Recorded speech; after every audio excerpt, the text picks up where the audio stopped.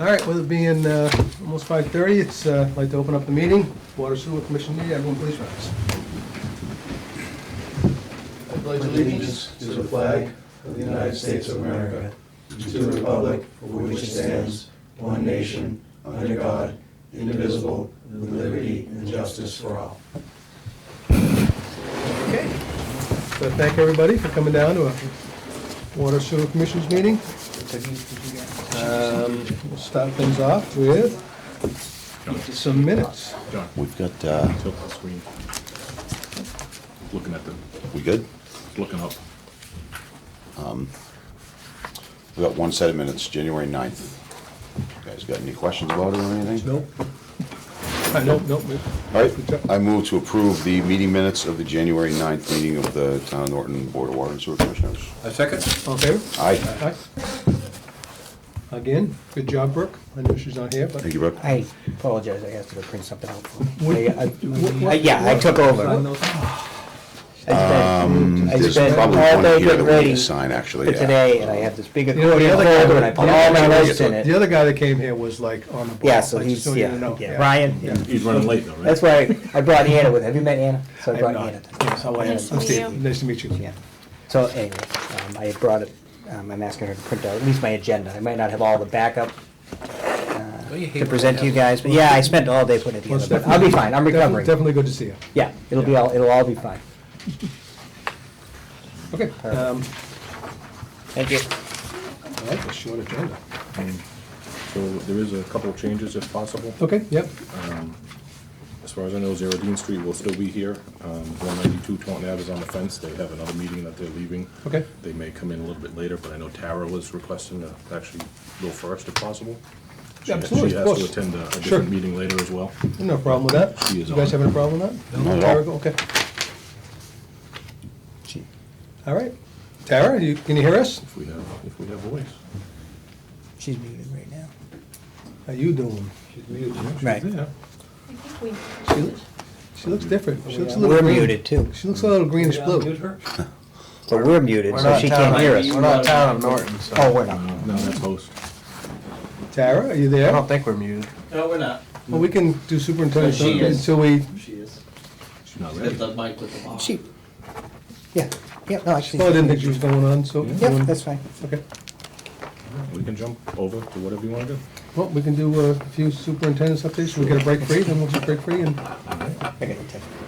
is she good? She's, yeah, she's running to the restroom real quick. I should have read that Okay. before you guys No, started no, yelling her name. no, no, that's okay, that's okay. So we'll pretend that we never asked for her. No, we won't. Fair enough. There she is. Oh, Hi, Tara. Hi, Tara. Hi, guys. How you doing? Tara, I didn't read your text. I think I heard something when I just came on. And you know what else you didn't hear? I left all my files back at the office, which includes the thing that you needed me to get signed. So I don't have that with me. That was your one job. I know, it's my one job, my one job. I don't have No it. worries. I'll bring it back tomorrow. I'm coming back tomorrow. I'll see these guys tomorrow. right. So they can, I can swing That'd be by fine. if you need to swing by. Signed. All right, Tara, you got the floor. All right. Definitely didn't realize it was fun first, but okay. So I sent you guys all an email today with the copy of the well for amendment number 1. We wanted to just kind of redo that entire amendment. We had that signed, I want to say almost 2 years ago at this point. And then we found out we did receive the Aqua Plus funding, and then we need to kind of work through that whole thing with that. So put a lot of detail in that email, at least to kind of just chat through the step-by-step process that we've kind of started out with this year in 2024, if you will, and what's been approved by EPA, and we're moving forward with the application and structure. So good news is that we have a path forward. Long and short, we did need to go out for quotes for the drilling work, so we can get that paid for under this grant. We did find out through Town Hall that unfortunately, since we spent the monies already through a short-term borrowing process for wells 5 and 6, that's not reimbursable through Town Hall. At least that's their stake on it, so we're just using that money towards the match portion of this grant. And then because of the potential future PFAS work we're talking about, treatment over at well 3, we worked out with EPA that we're modifying the scope a little bit to include the PFAS treatment. So The original grant was for water quality improvements at the wells 4, 5, and 6, and it was going to be for replacement of those wells. And now that you've already replaced 5 and 6, we're going to continue with well 4, and then do a quick modification of the project scope to include water quality over at well 3 as well. So last year we talked to them about doing some work over wells 1 and 3 anyway. They had already indicated that, it's all part of the water system, and that was the main goal of this, was to provide, better drinking water quality for the town of Norton. So we've got a great path forward, and also have, can maximize that grant, which was 1.475 million, to kind of go towards improvement. So combo that into the PFAS conversation. I think Frank's got that on his agenda too, but including that, we are looking towards going for some PFAS funding for design work, and then continuing on through an SRF program for construction for whatever we find during our design alternatives analysis, which is the best option for you guys to go forward with, to kind of do some treatment over at well 3, and or potentially go on to treatment for PFAS treatment over at wells 4, 5, and 6 as well. So good news at least on the EPA front, and finally moving forward, which is great to dealing with this for 3-4 years now or so, when we didn't think we had the funding. We did have the funding, and everybody thought we didn't have it. So we got it, it's secured, it's definitely for you. We just need to now access it and provide them with an updated project modification, and the full application, which we've got all of our info right now to go for. So in the next few weeks, we'll hopefully have that in, sending it into EPA for a draft review first with some comment period, and then we'll submit the official. So I'm hoping by next meeting I'll have a much better update with where we sit with the actual application process. Awesome. So that kind of covers well 4. I know Steve was supposed to bring the paperwork, but he didn't. But we did have, I don't know if anybody had any questions regarding the actual document itself. The only real things we modified were updating the scope with the Frank Sullivan quote. So we went out for 3 quotes. That was around 40,000 or so more than what we had originally got a quote from him back in 2021. And then we put our scope together. So What was the 2 jump? years out of date. What was the What's that? jump? What was the jump? Why the 40 increase? What just costs? Yeah, so overall, I mean, number one, just, drilling costs each year does, this is a pretty big well replacement. The cost of materials has gone up. And I think, there's a little bit of labor on the first job that he gave us a quote before he finished 5 and 6. It's kind of where you're at this point with the well work. So, we competitively went out to get 3 quotes. In fact, he was the low it was around 210,000 or so. And then obviously it's been 2 years, so we had to cover some of our expenses and cost increases. And then on top of it, we're adding in a whole portion of just assistance with this EPA grant for you guys, putting the application together, communications with them, and So do we have a copy of that contract that we could review and we could approve it and we could I sign it have tomorrow one night? copy Oh, of you the do? amendment. Okay. I only have one All right, copy of it. thank you. All right, thank We'll you. do that if I'll you hold it want. over. Thank you. And if anybody individually has any questions, feel free to just respond back to my email earlier today. We'll get Steve, so like you said, he'll bring the copies tomorrow to sign. If you have questions, no problem. Okay. All right. Thanks, Tara. Yep, I think, okay, so that was well 4. Frank, I might be stealing some of your stuff thunder because I don't normally go first, but. Go right ahead. So we've been working a lot on the PFAS, as we talked about before. We're also helping you guys with the water quality. So we sent in some information to Frank for his review regarding just continuing trying to sample on a quarterly basis. We'll go out there with your staff, with the operators when they do the THM sampling, and potentially do our own sampling at several sites, just to kind of have a apples to apples comparison throughout the system. Because to your 4 sites during quarterly testing, we would like to add on a bunch of sample sites too, to just kind of get an idea of where THMs are forming throughout your system. To kind of counterbalance that, obviously we've also got the signed contract for the aeration, the tank aeration project.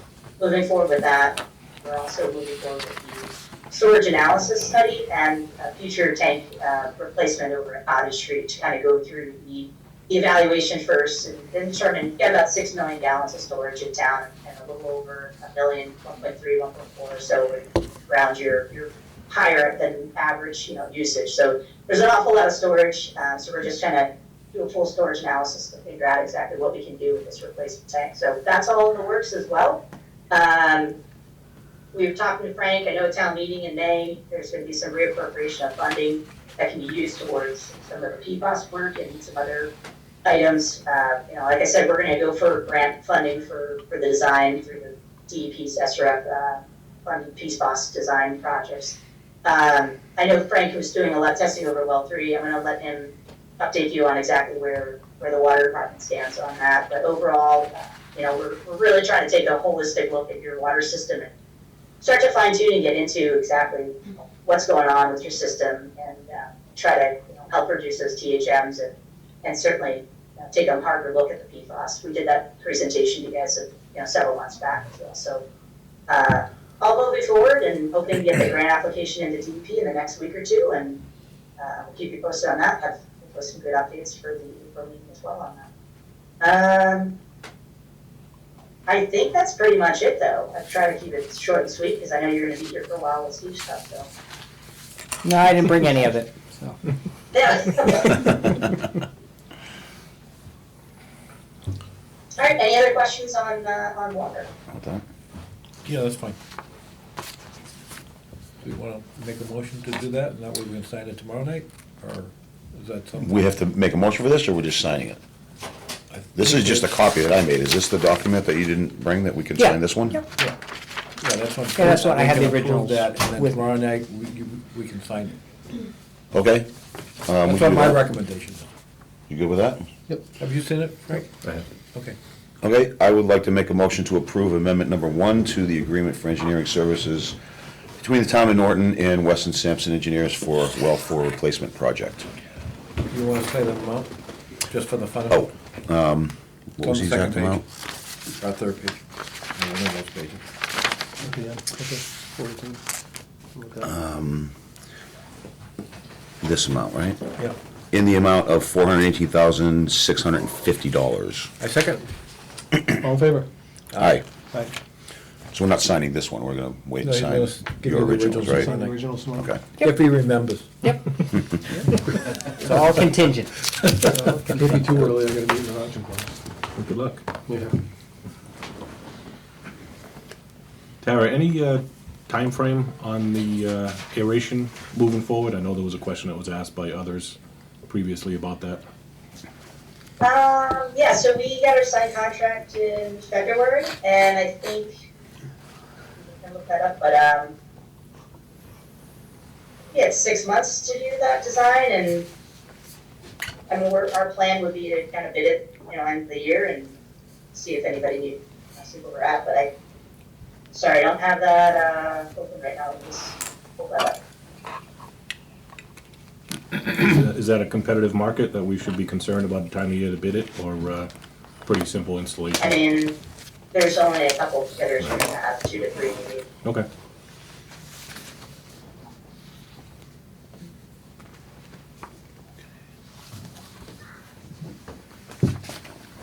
Any other questions? I think we're Yeah. good. Easy. Thanks, Tara. Easy, thanks, Tara. Yeah, no problem. Jump right in if you're ready. Absolutely. Okay. We will jump over to, as Tara had mentioned, updates on PFAS.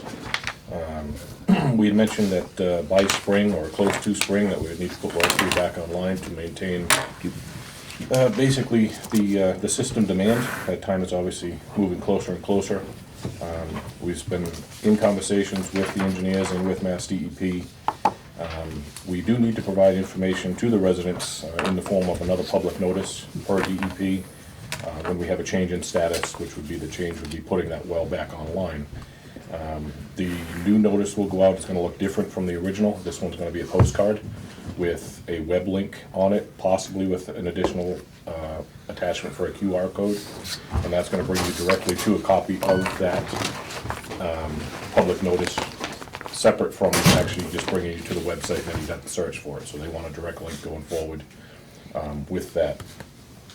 In addition to the public notice, they were actually requiring us to construct or provide a water filling location for residents that are concerned with what the potential PFAS could be in the distribution system when that well goes back online. We know that we only exceeded by 1 part per trillion compared to many other communities who, have exceeded by double or triple digits. So, it makes sense that one could assume that the PFAS level in the distribution system is extremely low based on the blend of 6 million gallons of water that we have. But nevertheless, we're gonna build, and we are almost complete with building our own filling station, which was done in an approved location over in front of the water treatment facility on Plain Street. After speaking with Mass DEP, other communities have done similar operations where they've allowed residents to come actually to the treatment facility and fill a bottle or bottles. We don't have the opportunity to do that based on the layout of our facility, and the access road is very tight. So we've come up with the second best option, which is actually to have a tap coming directly from that facility, going to this location.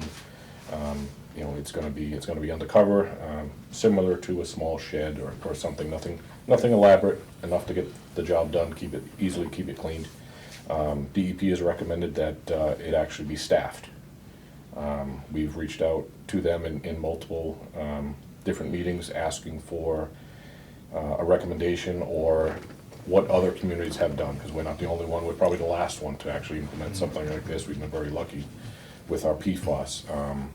We've been told that, it's basically up to us, but they will get back to us with a minimum recommendation. So what is the staff required to do that has to be there, just to watch it? They want the staff to verify that the vessels being filled are sterile or approved. Okay. Obviously, we don't want somebody bringing, soda bottles, milk jugs, stuff, things like that could obviously create poor water.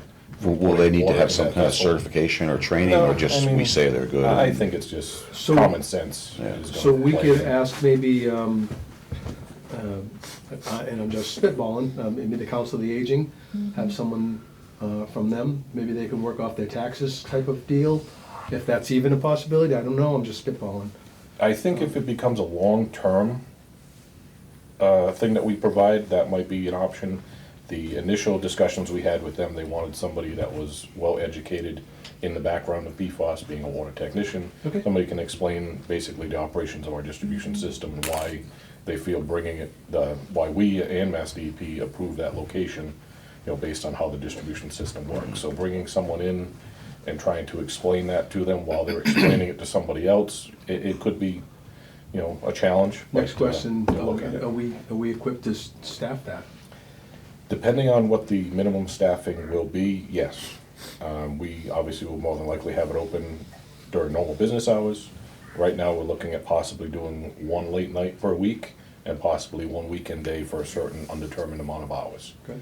To try and cover everybody.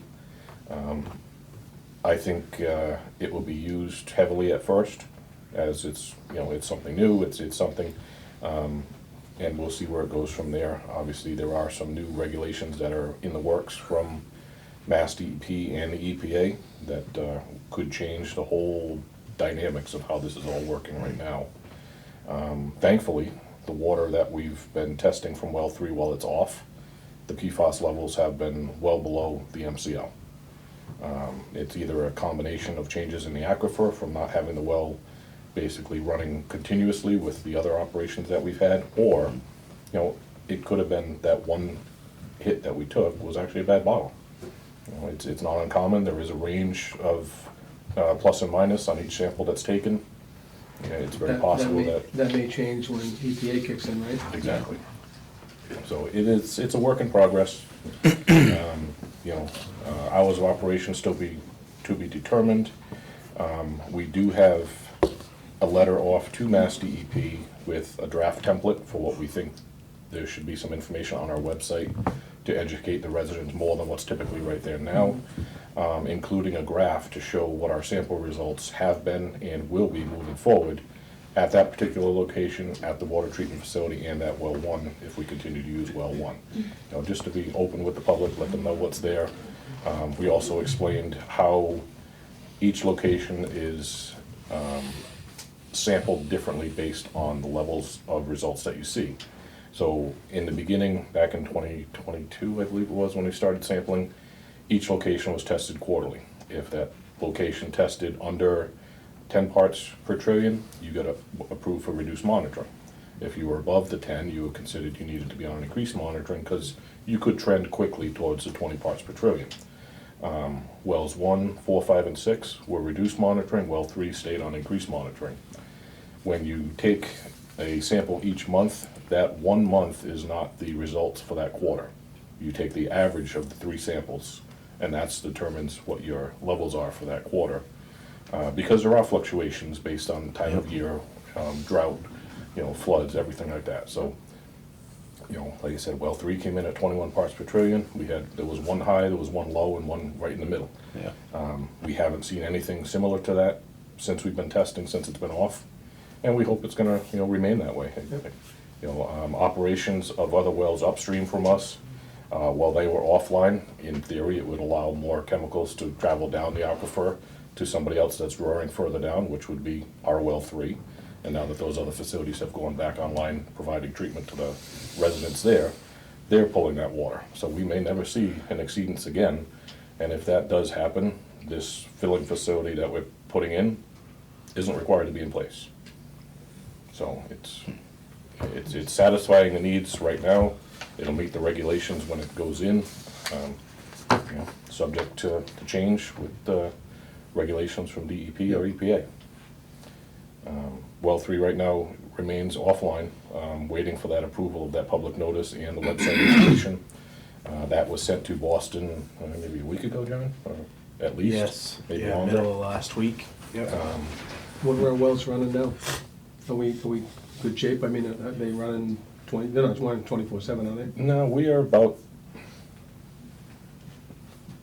17, 18 hours right now. Okay. Obviously with the heavy rains, nobody needs to do anything. Sure. We are slowly starting to tick up. Obviously now with the daylight savings has changed, we're seeing a little bit more activity going on. But the status that we're at now, we won't be able to start the spring flushing program without having that well online and meet system demand. So that's why we sent the letter off at the beginning of the month. Hopefully, we'll have approval to have everything roll into place, by next week. Then that would mean we ask the printers to get the public notices sent out. The next step after that would be put well 3 online and put that filling station online so that we could start flushing at the end of the month, possibly late on Easter night. That's if everything falls in line. If not, we're gonna kick the start of the flushing program down the road slightly. We are gonna have to modify it again slightly than what the actual printed program tells us to do. But with some of the routine flushing we've done for our quarterly flushing, some of the flow tests that we've seen, every indication is we can start further away from the water treatment facility than we typically would. So we'll be able to buy some time by doing roads just slightly outside of the normal starting range. So we're in a good spot. I think I mentioned before that well 1 was back online after the aggressive cleaning process. We're actually seeing some very impressive iron and manganese sample results there. After the flooding rains, we did see an increase. So we're not sure if that's going to be the new normal or if we're going to actually trend back down after the flood waters subside a little bit. So we're going to keep an eye on that. If possible, that may trigger another MCL violation like we had in the past, and we do a public post to make notification to the public that we exceeded the 0.30 milligrams per liter for manganese. It's an aesthetic problem. It's not a health concern unless you start getting into heavy influx of that. It's in daily vitamins. It's kind of a natural occurrence in all water. So that's to be determined as far as what those results do there. But again, we need that water from that well just as bad as we need that water from well 3. We're pretty limited with what we have. And then the last quick thing here, we mentioned at a previous meeting that we were performing our quarterly samples, our quarterly flushing for our THM samples and dead end flushing. We completed those, and as I mentioned before, with previous rounds being higher, even if we get a perfect number, there is still the chance that we're going to exceed the long-running locational average. It's Mr. Bernstein's favorite term. So I do not have those results yet. Hopefully any day now. We're hoping to have them by this meeting. And again, like Tara had mentioned, we're still working towards the aeration And I think we're gonna be on the bubble of exceeding and not exceeding, even with the flushing that we do, until that aeration goes in, and then we can redirect, you know, the aerated water to areas that'll have higher water age. Right now, we're very limited with what we can do and the flow rates to bring it across town with having, you know, basically those 2 wells are offline during this process, so.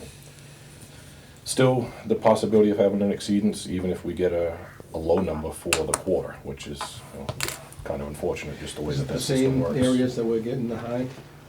The dead ends systems, you know, like I said, we're out there at least at a minimum every quarter. You know, flushing those, we see good chlorine residuals, the residuals stay for a length of time, but, you know, the water age goes up because there's not a lot of use on those dead ends, Yeah, so. we still got the flushes, the little flush things on them. Didn't we have When little flush setups? we do set up, actual devices on there to have a continuously low flow rate come out of them, and we flush hydrants to that area, because we have a determined endpoint. And, you know, we've seen water quality improve drastically with this quarterly flushing that we do. You know, I don't think you're gonna see the numbers as low as we used to, just based on the system and the dynamics of how everything flows from A to B. You get a bottleneck in the center of town, so that's why we're continuously flushing that out. You know, and obviously as temperatures rise, we have to increase the chlorine. That should subside, as I mentioned, I think at the last meeting, we had the letter from DEP to lower the pH. We're still Yep. working on a steady decline on that. So once we get the pH down to where we've seen previous numbers in the 7.2, 7.4 range, we'll need less chlorine to meet the same disinfection levels, so. Work in progress, we can't shock the system just by dropping it. Right, you gotta ramp it Create a very down. negative effect on Yeah. what we're trying to do. And How did all the lead and coppers come back? we did not have an exceedance, but we did not get the quantity that we No, I needed. knew that. Yep. I knew people having a tough time getting, No, yeah. no, it was fine. That's great. So that's gonna go into CCR, that we had a, Yep, a reporting violation. right, for not obtaining the required amount of samples, so. That's all I have. Okay. I believe we have, Outpost Farm is here, if you wanna. All right. The gentleman or people from Outpost Farm at 0 Dean Street, you would like to step on up and, if you could, get a seat there? Yes. You can- Oh, yeah, this is the engineer, I'm the owner. This is the engineer. Okay. He's gonna, All right. well, thank you very much. I'll sit on that, I'm sorry. I don't have much to say anyway. Eric's the task guy, right? Thank you. Hi, Eric. Hey, everybody. Hey, Everybody be okay? Yes. Yep. Okay, great. Just by way of introduction, Eric Dias, registered professional engineer with Strong Point Engineering. Here for 0 Dean Street, which is affectionately referred to as Outpost Farm.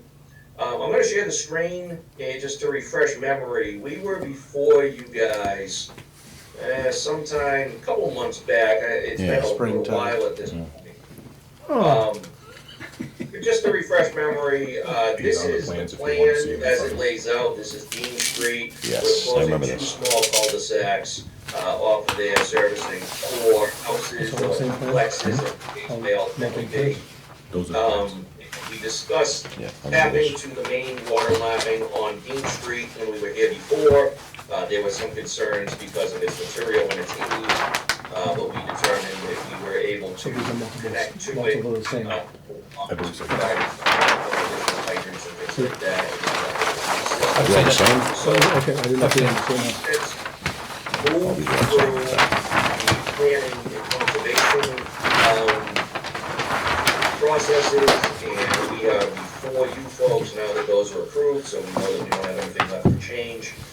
And this is basically a snapshot of what we're proposing. We are coming in with an 8 off of this road, particular road here, with a hydrant at the end. We are coming in again with an 8 off of this particular road with a hydrant at the end and at the start. And we are looping them together, I believe 6. Frank and I There's a loop here. had going discussed this a few across the street. times. He had given me some comments. We incorporated all of those into the plan, so I think we've hit all the marks, but certainly glad to answer any questions or hear any comments you folks may have. Yeah, I think the only question that came up, and it was answered by one of your other persons, was the distance on the cross-country line, and I believe it came in at 682 feet, is what I have written? That is correct. Okay, that was about the only thing I saw that wasn't on the plans, but That's the one the going 6-inch across. line between the 6 two inches between the two you're talking cul-de-sacs. about? Yeah. Between here and here, there's a Yep. break, so you wouldn't know how. Right, right.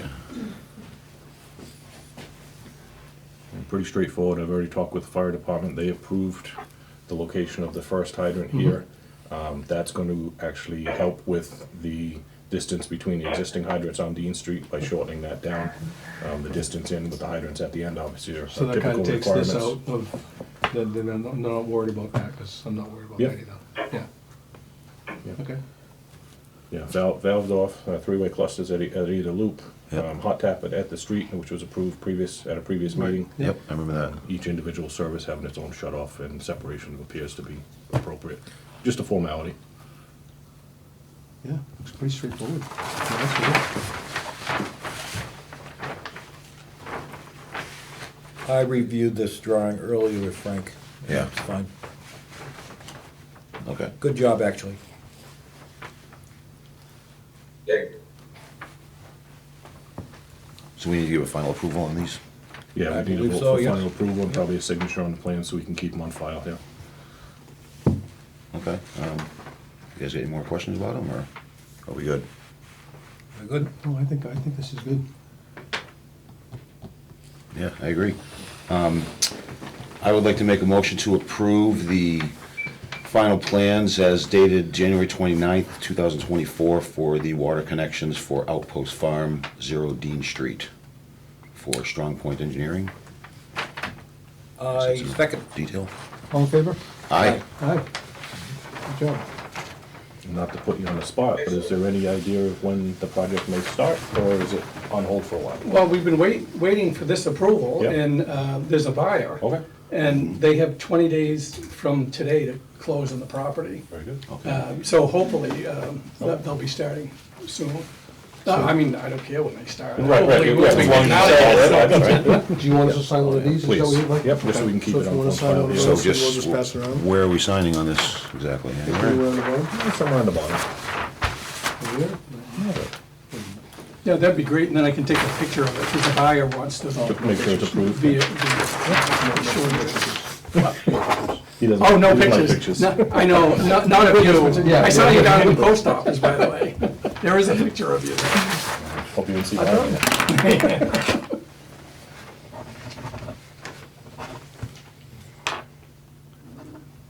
All right, well, Jeff, thank you, everybody. Thank you. Thank you. Thanks. Thanks, Eric. Appreciate it. Thanks, Eric. Thanks, good job. Thank you, everybody. This has been a very nice process to go through. We're the friendly board. You're the friendly one. I was afraid you were going to be. This is You're friendly. 5 years ago, you were like this, but I mean, we're much better now. See, 8 families are going to enjoy living in there. Well, it's a great town. It's a great town, and Yeah, my son lives on 109 Dean Street, Oh, nice. and he likes it here. Can you get a picture of that? Oh, yeah, can I throw the picture in? of course, I think.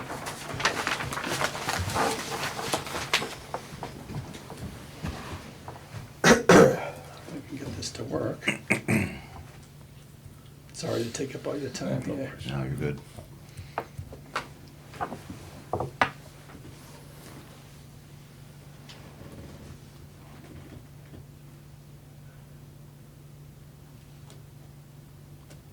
Beautiful. Thank you, everybody. Great. No problem. Appreciate it. Thanks for coming in. Appreciate it. Thank you.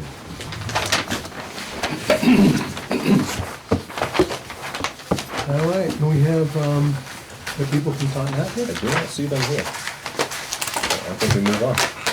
Who's on the phone? Okay, that works. I'm on the phone. I apologize. I had a meeting in Fall River. I apologize. No worries, not a problem. This I have 3 copies. You could just let us know who you are and and then we can take it from there.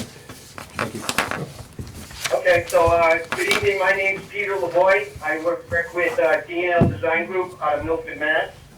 I'm here tonight representing Lovisa Building Corp. They're out of Oakdale, Mass. I can give you a brief overall of the plan if you have a plan out. We do. Yeah, we do. Pretty go ahead. small, pretty small, but, Okay, so basically we have 4 duplex lots off of Common Drive coming off of Old Taunton Ave. recommendations. So basically what we're proposing is an 8-inch ductile iron loop that goes around, goes up the Common Drive, across Lot 2, and then down the lot line between lots 1 and 2, and it connects back into Old Taunton Ave. Between the lots coming around here. We're proposing to have to talk into Frank. Two houses. We're extending an 8-inch ductile iron out to the duplex on lot 4, and then there'll be a hydrant at the end Yep. of that line, and then also a hydrant on lot 2 at that intersection. And then we're proposing the 2 water surfaces to come off prior to that hydrant on lot 4 to the duplex in the back. Any hydrants near the street? So you have that hydrant on the lot 2 is at the corner of lot 2 and the lot 4 going out back, is that correct? It's just, we have the small print in front of us. That is, no, it's the intersection of the driveway on 2 and 4, yes, the fire chief Okay. wanted that So, yeah, so that's a hydrant hydrant right location, there. and that's the reason why we And put we it want the there. extra one here. Okay. That's what you would say. Then they don't need right? anything out near the beginning of the road. No, these services are actually gonna be fed through the center. That's a service going to this side here, this is Okay. a service going to that one, this service to there, and this is all the other one there. So that's approximately 500 feet off the road or so? It's less than 500 feet, but that's exactly where the fire department required Okay. one to be, That's where I was going, that's where I was going with that. based on the layout of the existing structures that are And they here. don't need to put one here and here. There is an existing one out here, Oh, okay. an older hydrant, so it's covered from multiple Okay, good, angles. good. But this isn't showing one out here at all, right? It's hard to say on the small print. Yeah, I can't. The extension of the water main going out to lot 4, which side is the hydrant on before the 2 services break off? It's just hard to see on the print. On the left, like Frank required. Yep. Frank requested that it would be put on the left side of the driveway. Are those 2 different water lines going down there? Originally, there were 2 services that were gonna run all the way from this intersection to feed. Oh, these. okay, so now that's gonna be one to the Yeah, hydrant and then and split. the Yeah, yeah, concern yeah, was yeah. they were gonna be too Yep. long and no way to Spaghetti maintain lines. quality. Yeah. Yep. And the spaghetti line, Okay. exactly, so. Okay. By replacing those 2 with the one water main and then breaking off before the actual driveways start, that was the recommendation that was in place. So do you tap those services before the hydrant? Prior to the After hydrant, yeah. Okay, good. Okay, so the hydrant's like the very end of. Yeah, so Yep, that's yep. quality. Flush that out. Oh, good. Okay. That's pretty cut and dry. Mhm. Okay, are we approving this today, or? It would be preferred if we could, yeah. Okay. Not being able to see No sewer?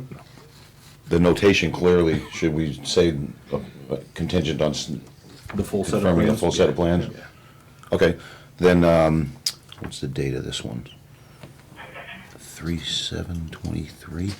All right, I will make a motion to approve the plans dated 3/7/23 for 192 Taunton Ave for D&L Design Group, contingent on reviewing the final plans when we see them. Is that what you want, Frank? That is exactly what we were Thank you very much. requesting. Oh, we haven't voted for him yet, but okay. I second. All in favor? Aye. Now you can thank us. Now you can thank us. Okay, thank you. Thank you. Have a good day, thank you, appreciate it. Okay, thank you very much, thanks. Bye-bye. Have a good night. Yeah. All right, yeah. I mean, I can't see Easy enough. So, Pretty basic. Originally, we had tried to have them replace a section of the water main out there on Old Taunton Ave. it was extremely costly to do that section based on what What's he was trying out to there? build. I end up printing all these things out at the very end of my day. It's on the Should've list made of it one of our all mains that day. we're going to be replacing, so Yeah. who knows when that will fall in line. They're not, are they gonna hot tap that, or they're gonna, yeah, Just like you guys had approved on Dean Street. Yep. yeah.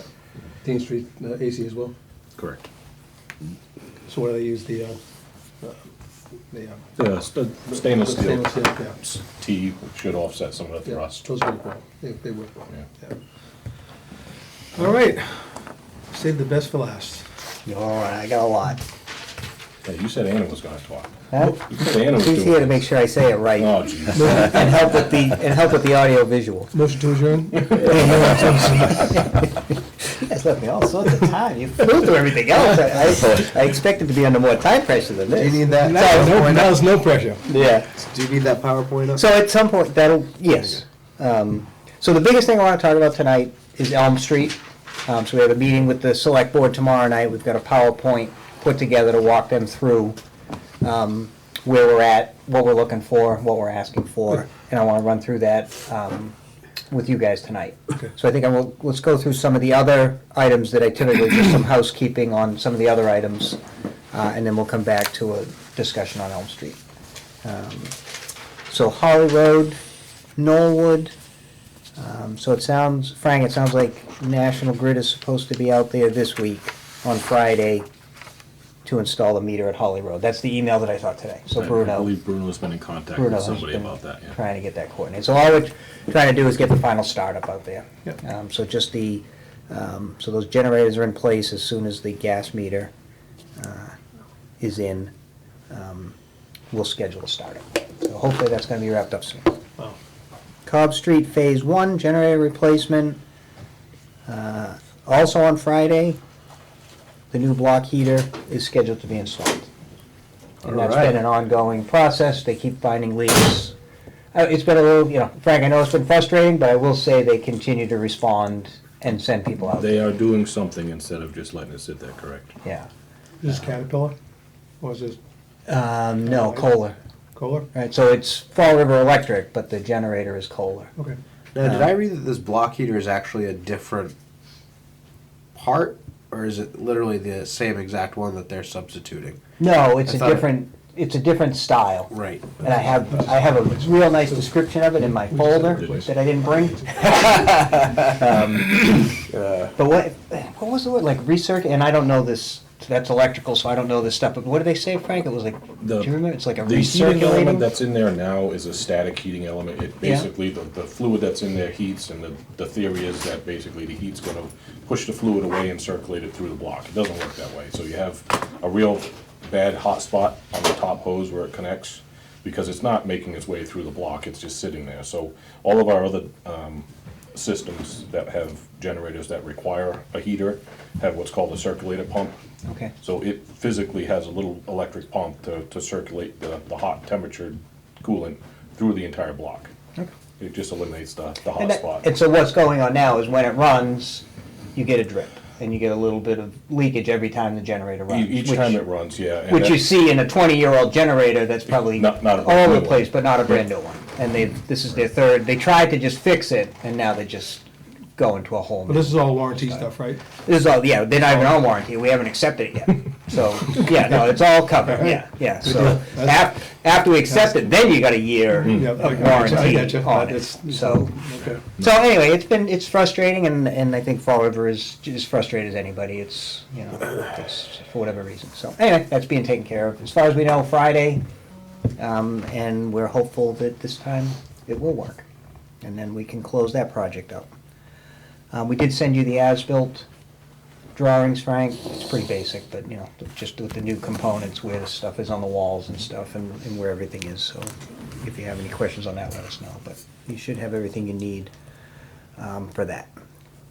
Cobb Street Phase 2, we have no movement right now since the last meeting. We're waiting for BizCo to get back to us on this bypass option that they're proposing. So we followed up again today, so we'll see if we can push them to get an answer, but, and what their schedule is to get out there, I don't know yet. But they had talked about, I think, like May, I think they had talked about being out there, Mhm. so. So hopefully that's gonna be happening. I think I'll come back to the, so I do wanna go into the 2 peer reviews, but I wanna do the Elm Street talk first, and then we'll talk, so we've got the reservoir, the Zero Reservoir and the Zero Mansfield Ave that, we have advanced reviewing, those, and so we can discuss those. We met with the Norton Public Schools a couple weeks ago, John was there. This is more in relation to they need to get rid of their treatment plant at the middle school, decommission the plant. There are parts that need replacement, significant costs, and they know they ultimately want to get rid of that. So they've asked us to put a scope and cost together to give them some options. Reader's Digest, the first thing they're looking at is, can they, because their flows are so low, they had to build a treatment plant because when you do the Title V flows, it says you're gonna have 20,000 gallons per day. They're only seeing 2,000 gallons a day at the plant, especially since we took the high school and the Yale school off of that plant Right. and into the sewer. So one thought is to try and, a quick fix is to, instead of fixing the equipment that needs to be fixed, is to retrofit the system they have to a Title V system and bypass the treatment plant and then gets, for a temporary solution. And so send it still to the leaching field that they currently use, but without treatment, just with primary treatment. Go through the tank, take the solids out, and then it would just function like a Title V system, which would no longer be DEP's jurisdiction, it would be local Board of Health. That would only be a temporary solution. The long-term solution is to connect to the sewer. All right. Because we talk about many times the infrastructure is there. So another short-term solution is for them, instead of taking the effluent from the septic tank and pumping it into the leaching field, is to just, put a pumping system in, either use some of the pumps that they already have there, or put in a pump system that'll just take their flow and pump it into that force main that used to come from the high school and to them, get them off their treatment plant and connect it to the sewer. The bigger thing is, we just need to make sure that long-term, there's a solution that works for everyone. I mean, this commission wants to know what the long-term solution is for a pump station in that area that will not only serve the middle school, but will serve some of the other residents in that area. So they're looking for, what can we do right now, with an understanding of how that'll phase into whatever the future plan is for Right. those sewers, Yep. if that makes sense. Yeah. So we're looking to get them a scope and fee to do that work, and it's a hot item because they need to get, their treatment plant is not doing what it's supposed to right now. So Yep. they need to, and they are dying to get it decommissioned and offline. So, so that's what's going on with them. So I think Elm Street is next. So yeah, if you want to load, what do we need to do? So if you just go to the bottom, yeah, there you go, perfect. You should just be able to hit the arrows. Oh, did it go away? It's not her first rodeo. I had it up there. I can get it up, no problem. Did I the PowerPoint did I up. forget that too? Did I forget to make a PowerPoint? You didn't bring it.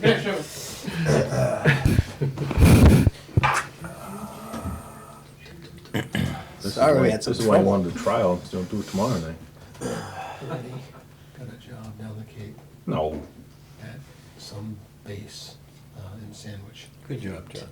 He called me the other day. He says, oh, back in the game. It's unreal. So if we- Superintendent, are you fucking kidding me? Unreal. Must have had his license taken away. He said he I had it got his full license screen back, before, so but- whatever happened, because I don't know what happened. Shows you how much I use PowerPoint. I can hear you guys talking about the thunder. Who's that? That's Tara. Oh, Terry, you still here? Just so you know, I did hear the rumble in the background pretty clearly. Okay. Can you see the presentation? How about you? No, we're not sharing our screen, I don't think. I think it's just for us. Can we share the We screen? could probably Should turn we? the camera on it. The camera is turned on it.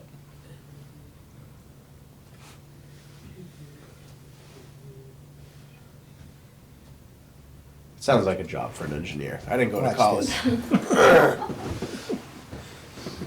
Oh, yeah, knows what's going on. Can you see the presentation? Yeah. Look at that. We have the technology. Excellent. All right, so you want to set it up as the slideshow?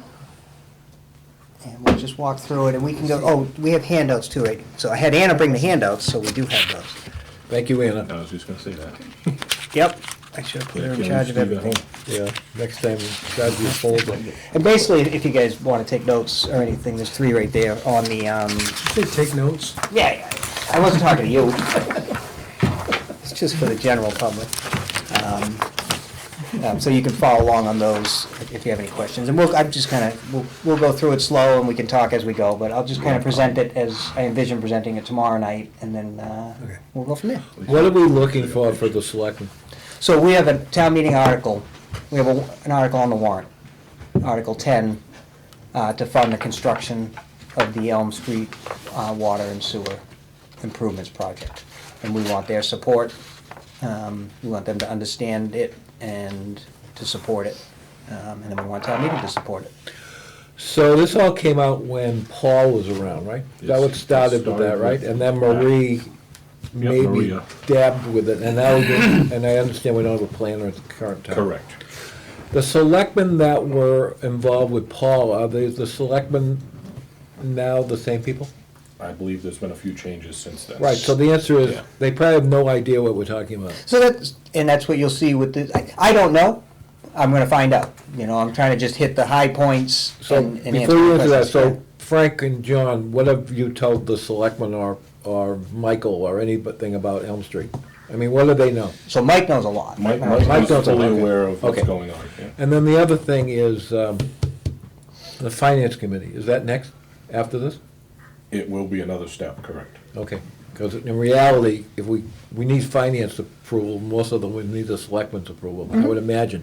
Yep. This is kind of the beginning of the public outreach process. All Just right, letting fine. the select Okay. board know and anybody that tunes into the select board meetings, where we're at. But this is for this town meeting coming up in a Yep. couple of months, right? Yep. Okay, thank you. Yep. All right, so, go ahead, you can, so to advance them, it's just the arrows? Should be. All right. Then just go to the, Oh, now the TV's not responding. There it is. No, it's just lagging. excellent. All right. All right, so this is just the basic cover slide. So we're here to talk about the Elm Street Sewer and Water Expansion Project. What we're gonna cover tonight, just to give you a snapshot of what we're gonna talk about. So we'll give you an overview and some background of this infrastructure improvement project. Really, the main reason we're here is because we put a warrant article in for town meeting. So we want to talk about that article. And then, you know, what are the biggest drivers behind getting support of an article, how much it's going to cost, and how we're going to pay for it. So we'll talk about some of the, where we're at right now in terms of the anticipated costs and some options for how to pay for it. And then we'll just give you an update on where we're going from here, the current design process and where we're going from here. So the basic project is about 6,700 feet of 8-inch gravity sewer pipe. Includes pipe on Elm Street, Reservoir Street, and Miller Terrace, and provides, it fronts about 70 properties in that area. It includes one municipal wastewater pump station to collect and transport that flow into the existing sewer system. And it also includes 4,500 linear feet of water main improvements on Elm Street. So that's just your basic scope of what we're talking about. So to take a step back, you know, why are we even here? Currently in the design is entirely funded by grants through MassWorks and the Economic Development Bill. The town planner, I should say town planners, Paul originally and Maria after him were instrumental in submitting applications to get this project supported through grants. So the design that we're currently working on and talking about tonight is entirely funded through grants. And as part of as we're in the design process here, they also put forward an application to grant a piece of this construction. And we've been awarded $3.5 million grant for construction of the project, which is, obviously will help significantly in terms of how we're going to pay for this project. And just as a note at the bottom here, the real driving force, the catalyst behind the grants is the potential redevelopment at 47 Elm Street, the old Reed and Barton property, is really why the funding agencies are supporting the project. They're all about housing, job creation, economic development, and that's what this parcel could provide. So I'm just going to run quickly through this. I'm assuming you're probably well familiar with the history and current condition out at 47 Elm Street. Basically from 1972 until 2015, it was the Reed and Barton mill site, and then in 2015 it went into receivership. So at this point, nobody owns the property. It's just there. And then the rest of this is just some cleanup. EPA's been involved, DEP's been involved, the town has taken steps to at least make the site safe right now. There's still a lot of work to be done to make it a developable site and something that can be improved for the betterment of the community as a whole. And that's why, we've gone forward with these grant monies, to get these grant monies, and are well into the design and looking, or here tonight to talk about actually going to construction with this work.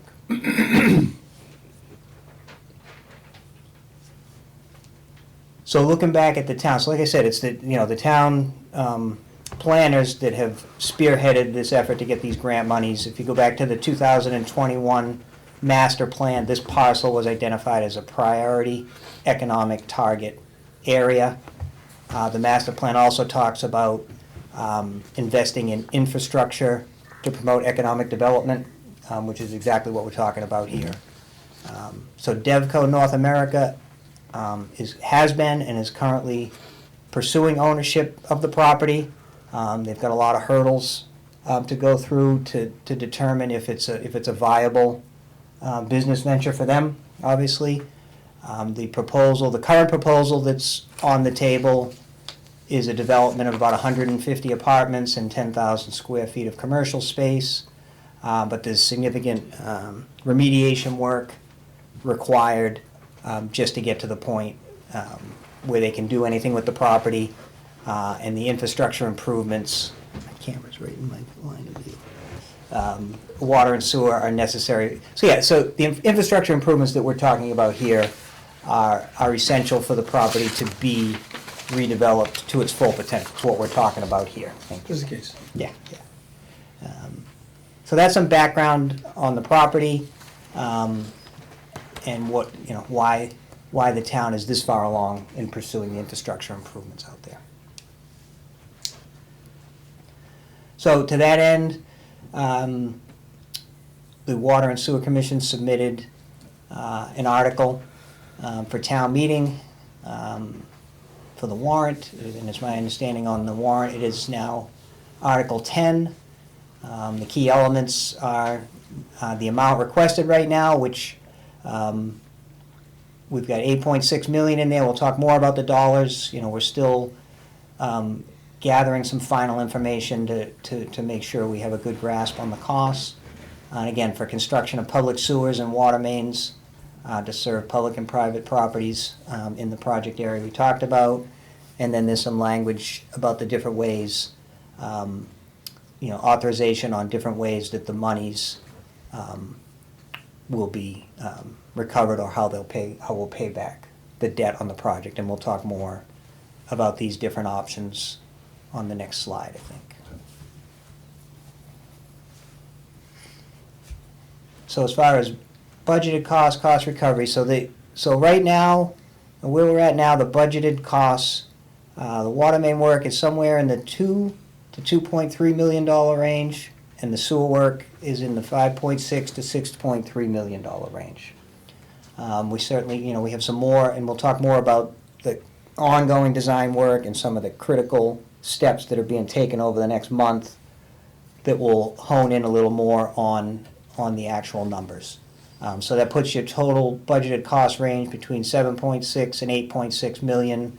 That's why the current article is shown, as for the 8.6 million. We want to make sure that we have enough to build the project based on how the final design comes out.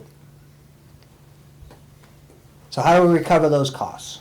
So the biggest piece is the grant.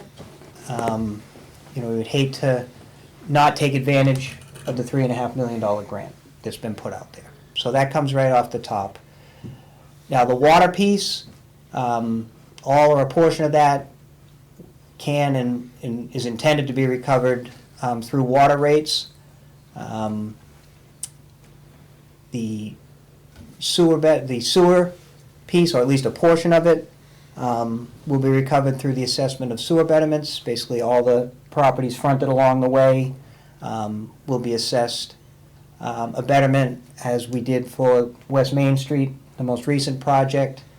Running some numbers right now based on the assessment that was used for West Main Street of $16,000 per unit. We've got about 100 betterment units, so that equates to 1.6 million. So if you run those numbers together and take your two numbers, the range, 7.6 to 8.6, and subtract these out, that leaves about $500,000 to $1.5 million remaining share. And it's important to point out that in the betterments, that does not include the Reed and Barton property. We've not included them in that calculation, because that's a piece that kind of needs to be discussed, how we would do that. And there's also town property. This will provide the ability for that whole municipal complex area to tie into sewer. So there's some benefit to the town in that regard as well. There are other properties on Elm Street, obviously, that will benefit from having the sewer available to them. Is the $2 million from the water rates, is that projected over time or something, or how's that number come? How do you come up with that number? So the 20-year debt of the sewer, so each year, whatever's due on that piece of it.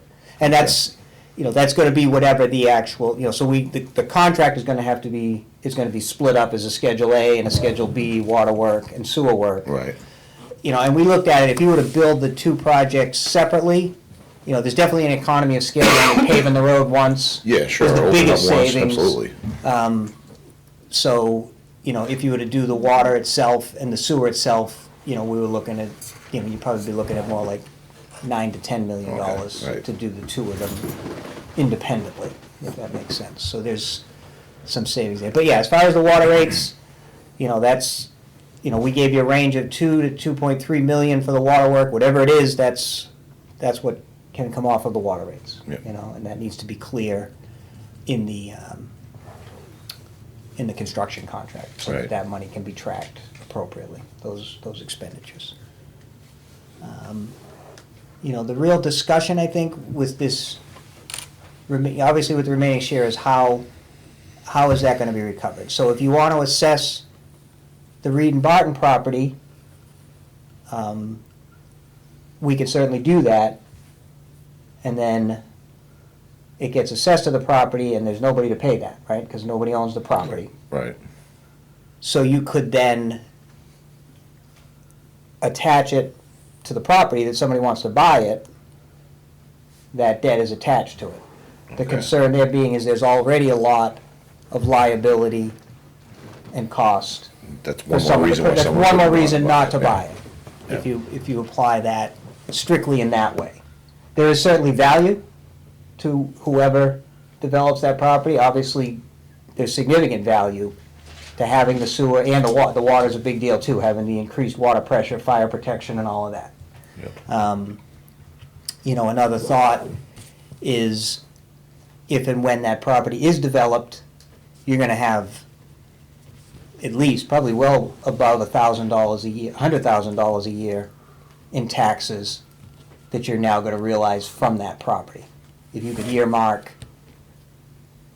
when the property is developed, the taxes over the first, 20 some odd years or whatever it takes, or a portion of the taxes to pay down the debt associated with that property, the costs that get allocated to that property. Just some thoughts. The other option is to put some of the share on the tax rate and acknowledge that this benefits the town as a whole to have this infrastructure out there Which it does. and the ability for this property to build to its full potential, for someone to come in and really do something valuable out there. The other thing about the remaining share is that's all eaten up, as obviously, if we come in on the lower end, the lower the costs come in, the lower that money that needs to be recovered is. Right. So that's a summary of where we're at with the costs and how they may be recovered. If you want to go to the next slide. So where we're at right now, these are some of the key elements that are going to drive, that are driving that cost and that cost range. As far as where the pump station's going to go, we've looked at several options. The best one right now is on, what is it? Zero Elm Street. Land Preservation Society land. So it's basically at the Zero Elm Street. It's the corner of Miller Terrace and Elm Street. We've met with the conservation agent. We've talked with John about this. We've met with the Land Preservation Society out on site. So far, all talks are good. Everybody's amenable. We're leaning towards that this is where it's going to go. We have to get out there and do some wetlands delineations. There are wetlands on the property, on the back of the property, so we need to see how much separation we have from wetlands to construct the pump station at this site. The other thing that's driving the cost is the force main routing. Initially we were looking at this as connecting up into the system on Reservoir Street. We've done some downstream capacity calculations, and that the infrastructure up there, the existing infrastructure up there, can't support all the flow from this area. So the force main would actually have to run past it and all the way to Cobb Street, which would be a significant length. We're also looking at going the other way with the force main, coming across Elm Street and into the system that comes from the pump station at Wheaton and pumps up Pine and Plain Street. Significantly shorter route. That's on the lower end of the cost. That's when we looked at the lower end of the cost spectrum. So we're just finalizing the hydraulics and making sure that we can do that as we are doing the value engineering on this and trying to, make it as economically feasible as possible. Another big thing is the subsurface data. So we are scheduled to do borings out there starting on Monday. So we will be getting, collecting the data on what we can anticipate out there. We have some preliminary data from a few years ago, but we're going to get some deeper borings and just figure out what we're up against in terms of, are we dealing with rock or ledge? Are we dealing with groundwater? And what are the soils like? Because that's one of the biggest drivers in a linear project of this nature. What are the soil conditions like as we go? So that's kind of the stuff that's ongoing right now, and we'll have some answers and information soon on that stuff. Go to the next slide. So the next steps, with that information in hand, we finalize our design report, we get the permits, right at this point, the only permit we're envisioning is with Concom, whether it be an RDA or a notice of intent.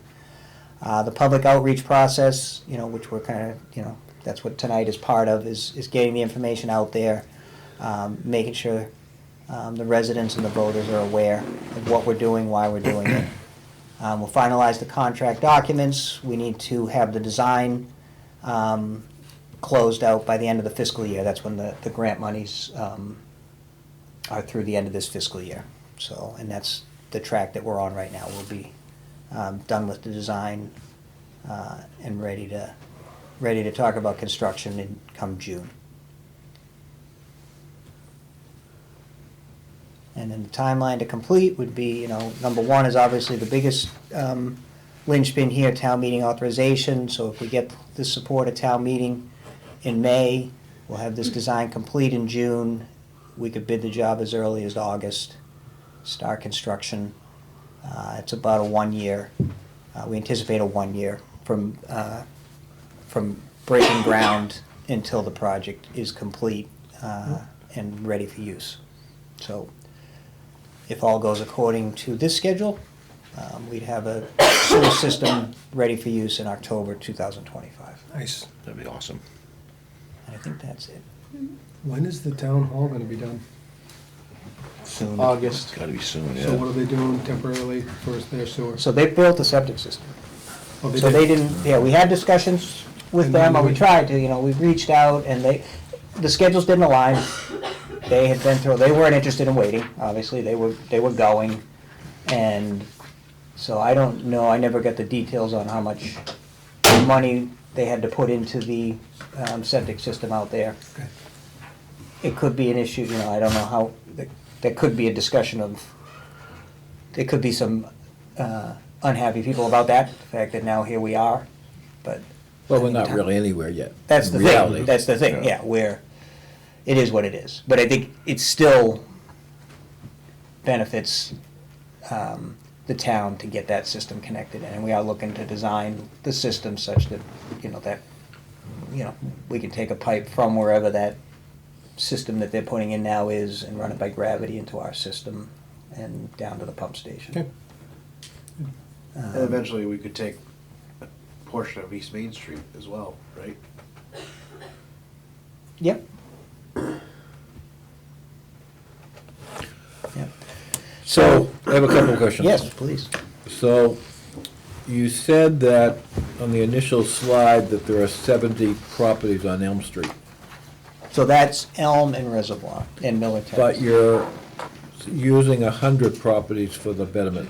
So the betterment units, so some of the properties, there's a lot of duplexes out there, so a betterment unit is equivalent to one residential unit. Okay. So it translates to I'm 100 asking that question because I units. wanted to make sure you know the. So I had written EDUs, Yeah. Equivalent dwelling. so it's equivalent dwelling unit, so I should, Uh, well, or I can wait for the question, or I can I explain it just then. want to make sure you have the answer, that's all. My purpose of my questions are exactly that. Yep.